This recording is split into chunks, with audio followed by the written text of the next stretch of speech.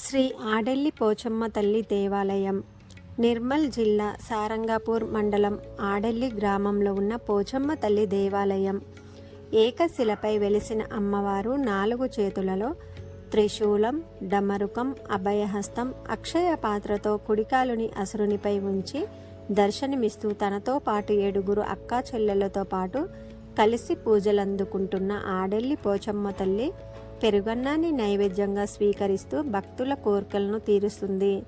కోరిన కోరికలు తీర్చే కొంగు బంగారం శ్రీ ఆడెల్లి పోచమ్మ తల్లి. స్థల పురాణం తెలుసుకుందాం.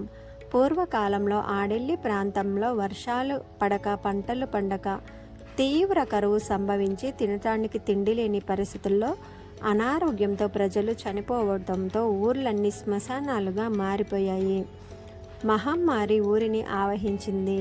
దాంతో తమను కాపాడమని ప్రజలంతా శివుణ్ణి ప్రార్థించగా తన కుమార్తె అయిన పోచమ్మను శివుడు ఈ ప్రాంతానికి రక్షకురాలుగా పంపించాడు. తండ్రి ఆదేశాలతో ఇక్కడి ప్రజలకు అండగా నిలిచిన పోచమ్మ తల్లి భక్తుల కోరికలు తీరుస్తూ ఈ అడవిలోనే ఉండిపోయిందని స్థల పురాణం. పూర్వం నుండి పసుపుతోనే పూజించటం వల్ల ప్రతి ఆదివారం గర్భగుడిలో పసుపు రాసులు దర్శనం ఇస్తాయి. ప్రతి ఆదివారం ఇక్కడ జాతరలాగే ఉంటుంది.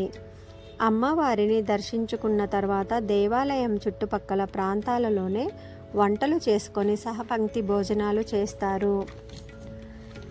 తెలంగాణ రాష్ట్రంలోని చంద్రవల్లిలో ఎల్లారం పోచమ్మ తల్లి గుడి ఉంది. ఇప్పుడు ఆ ఆలయ స్థల పురాణం తెలుసుకుందాం. ఈ పోచమ్మ తల్లిని గుడిసె పోచమ్మ అంటారు. ఈ పోచమ్మ ఆలయానికి సుమారు 200 సంవత్సరాల చరిత్ర ఉందని భక్తులు అంటారు. పూర్వం ఈ ఆలయం ఉన్న ప్రదేశమంతా ఒక రైతు పొలం ఉండేదట. ఒకరోజు ఆ రైతు పొలంలో విత్తనాలు వేయడానికి పొలాన్ని దున్నుతున్న సమయంలో ఆ రైతు నాగలి కర్ర పోచమ్మ తల్లి తలలో తాకి రక్తం ఏరులై పారిందట. అప్పుడు ఆ రైతు నాగలి ఆపి ఎవరమ్మా నీవు అని ప్రశ్నించడంతో పోచమ్మ తల్లి రైతుకు ఇలా సమాధానం చెప్పిందట.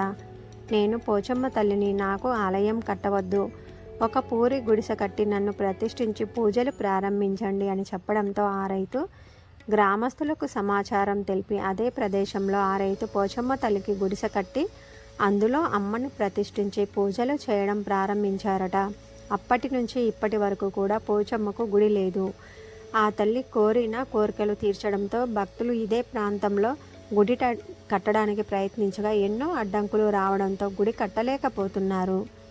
పోచమ్మ తల్లికి భక్తులు పెరుగన్నం నైవేద్యంగా సమర్పిస్తారు. గ్రామ దేవతలను తప్పక పూజించాలి. ఏ పూజ చేసినా మొదట కులదేవతకు పూజ చేయాలి. గ్రామాన్ని పరిరక్షించే గ్రామ దేవతలకు తప్పక పూజించాలి. గ్రామ దేవతలను పూజించటం వల్ల అంటువ్యాధులు, మహమ్మారీలు దరిచేరవు. దుష్టశక్తులను పొరిమేర దాటి లోపలికి రాకుండా గ్రామ దేవతలు కాపాడుతారు. అందుకే గ్రామ దేవతలకు తప్పక పూజించాలి. పంటలు సకాలంలో పండి కరువులు రాకుండా చేస్తారు గ్రామ దేవతలు. కుటుంబం సుఖ సంతోషాలతో అష్టైశ్వర్యాలతో తొలతూగాలి అన్న గ్రామ దేవతలను తప్పక పూజించాలి. శ్రీ మాత్రే నమః.